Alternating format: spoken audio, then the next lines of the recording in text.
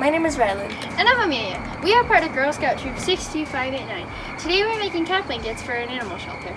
If you follow along, maybe you can make one for your local animal shelter too. Let's get to